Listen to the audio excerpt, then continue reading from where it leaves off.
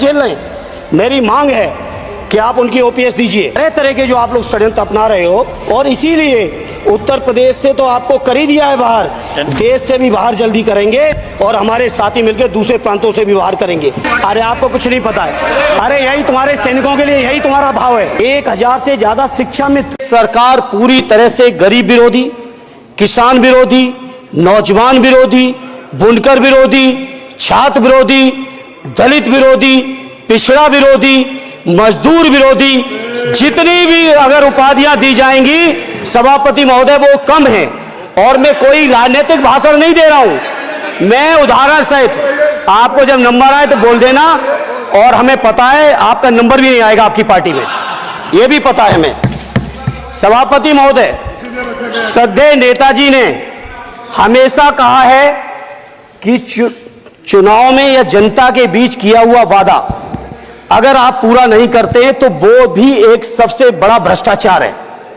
और उस भ्रष्टाचार में अगर किसी ने वर्ल्ड रिकॉर्ड बनाया है तो बीजेपी की और एनडीए की सरकार ने बनाया है। सभापति महोदय, 2014 के चुनाव के समय प्रधानमंत्री जी ने वादे किए कि 2 करोड़ रोजगार हर साल मिलेंगे। स्वामीनाथन जी, जिनको भारत रत्न दिया है, सरकार को मैं धन्यवाद देता हूं, लेकिन वो धन्यवाद अधूरा है जब तक उनकी सिफारिशों को नहीं मानते हो। 2007-8 से लगातार मांग चल रही है देश में कि स्वामीनाथन जी की जो सिफारिश है किसानों को 1.5 गुना समर्थन मूल्य देने का, एमएसपी की गारंटी देने का, कानूनी हक और अधिकार देने का, उस गारंटी को आज तक नहीं माना, आज तक नहीं माना, आज तक नहीं माना। स्वामीनाथन जी को आज तक नहीं माना। अध्यक्ष जी, डिस्टर्ब ना करिए। सभापति महोदय, मेरा टाइम इसमें काउंट नहीं होगा। आप इधर, अरे यार, इसे जीता है तो ज्यादा ना बोलो, मालूम है कितने बड़े तीरंदाज हो। इधर सुनो, स्वामीनाथन जी की आपने नहीं मानी, एमएसपी आपने लागू नहीं की। कितनी बढ़िया बातें कि खाद पे हम सब्सिडी बढ़ा रहे हैं, पहले 50 किलो को 45 किलो, फिर 45 किलो को 40 किलो, और मुझे लगता है कि एक तीसरा कार्यकाल पूरे होते होते केवल 10 ही किलो बचेगा खाद के कट्टे में, इससे ज्यादा नहीं बचेगा। मंडी एक नहीं बनाई, आत्महत्या इतनी कर रहे हैं किसान, और किसान अगर अपनी एमएसपी की मांग करते हैं, हजारों किसान यही दिल्ली की सीमा पर मारे जाते हैं, और आप सोचते हो कि आपकी बात को कोई समझेगा नहीं। सभापति महोदय, नौजवानों को कितना गुमराह किया गया। नौजवानों से कह दिया गया हर साल 2 करोड़ रोजगार। मैं आज सवाल पूछता हूं अपने नौजवानों की ओर से, बताएं भारतीय जनता पार्टी के लोग, सरकार में बैठे लोग, 10 साल आपने राज कर लिया है, आखिर 20 करोड़ नौजवानों को रोजगार कहां है? अरे छोड़िए यार, अबे कोई नोटिस नहीं लेता तुम्हें, छोड़ो, कोई नोटिस नहीं लेगा तुम्हें। 20 करोड़ नौजवान के रोजगार का हिसाब कहां है? आज 11वें बजट में जब याद आई तो वो भी ट्रेनिंग की बात करते हो। मैं कहना चाहता हूं IIM, IIT के नौजवानों को रोजगार नहीं दे पा रहे हो। आप सोच रहे हैं इंटर्नशिप के इस छोटे से सुगूफे से नौजवान खुश होंगे? देश के नौजवान खुश होने वाले नहीं है। सभापति महोदय, शिक्षा के मसले पर लगातार बजट घटाया जा रहा है, लगातार सरकारी शिक्षा कम की जा रही है, और यह बीजेपी की सरकार की लगातार प्रयास है कि नौजवान शिक्षित होंगे तो सवाल पूछेंगे। देश की जेएनयू से लेके, बीएचयू से लेके, एमयू से लेके जितने बड़े संस्थान हैं, सारे संस्थानों को बर्बाद कर दिया है।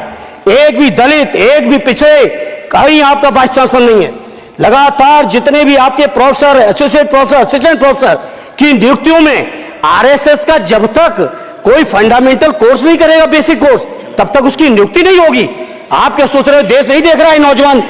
यूजीसी का बजट, यूजीसी का, अभी हमको जेल में, और आसिम मलिक दोनों से आप बात कर रहे थे, आप बात कर रहे थे। प्रधानमंत्री जी, आप गोदी मीडिया से अपनी चाटुकारिता दिन रात करवाना चाहते हैं, करवाइए, कोई हमें दिक्कत नहीं, वो लोग करेंगे ही।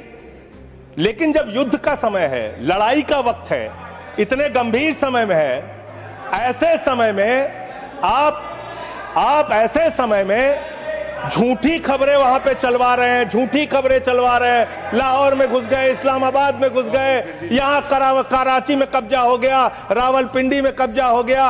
अरे भाई, ऐसे वक्त में हमारी सेनाएं लड़ रही होती हैं, उनको सही जानकारी सारी चीजों की होती है, परिस्थितियों का। आप उनके जीवन को संकट में डाल रहे हैं। कौन कहां लड़ रहा है, किस पोजीशन पे है, आप दुनिया भर की जो भी मन हो रहा है खबरें चलाए जा रहे हैं मीडिया पे। लेकिन इतने गंभीर विषय पे दोनों सदनों के अंदर चर्चा हो रही है। 18 घंटे काम करने वाला प्रधानमंत्री 2 घंटे भी दोनों सदनों में क्यों नहीं है, यह सवाल हम लोग पूछना चाहते हैं।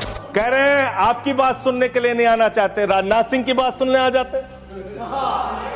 ये लोग भी बकवास करते हैं। हम लोग जब बोले मत सुनो, भेज दो वापस, कम से कम अपने लोगों की तो सुनने आ जाओ। बकवास वो भी सुनने नहीं आते। बकवास बोला सब, बकवास सब नहीं, उन्होंने बोला हट जाएगा दोनों। जैसे आप उनका सुन ले वैसे मैंने उनका सुन लिया। तो आपके मंत्री यहां बकवास करते हैं। आपके माननीय मंत्री, सांसद, नेता जो आते हैं यहाँ बकवास सब मत बोलिएगा, आप चेयर ने मना कर दिया। चलो, प्रधानमंत्री जी अवतार हैं, वो अदृश्य रह के भी कहीं मौजूद हो सकते हैं। उनको आना नहीं होता शारीरिक रूप से, वो प्रकट हो जाते हैं। नॉन बायोलॉजिकल है सर वो। कल से कहा जा रहा है हमने अपने आप सीज फायर डिक्लेयर किया, इसमें किसी तीसरे देश का हस्तक्षेप नहीं है। सीज फायर का डिक्लेरेशन भारत की धरती से नहीं होता, अमेरिका की धरती से होता है। अमेरिका का राष्ट्रपति ट्रंप वो ट्वीट करके जानकारी देता है सीज फायर हो गया दोनों देश में। I love Pakistan. ये आज आप नारी शक्ति की बातें दोहरा रहे हैं। जो आप नारी शक्ति का अधिनियम लाए हैं उसको लागू क्यों नहीं करते? वो 10 साल बाद लागू क्यों होगा? क्या आज की नारी 10 साल इंतजार करेगी उसके लागू करने के लिए? क्या बात है, क्या बात है।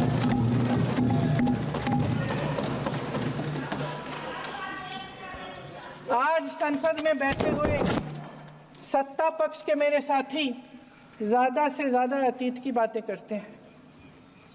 1921 में क्या हुआ, कब हुआ, नेहरू जी ने क्या किया। अरे वर्तमान की बात करिए, देश को बताइए आप क्या कर रहे हैं, आपकी जिम्मेदारी क्या है? कि सारी जिम्मेदारी जवाहरलाल नेहरू की है? अध्यक्ष महोदय जी, ये सरकार आर्थिक न्याय का सुरक्षा कवच तोड़ रही है। आज संसद में बैठी ये सरकार बेरोजगारी और महंगाई से जूझ रही हमारी जनता को क्या राहत दे रही है? कृषि के कानून भी बड़े बड़े उद्योगपतियों के लिए बन रहे हैं। सही एमएसपी को छोड़िए, डीएपी तक नहीं मिल रहा है।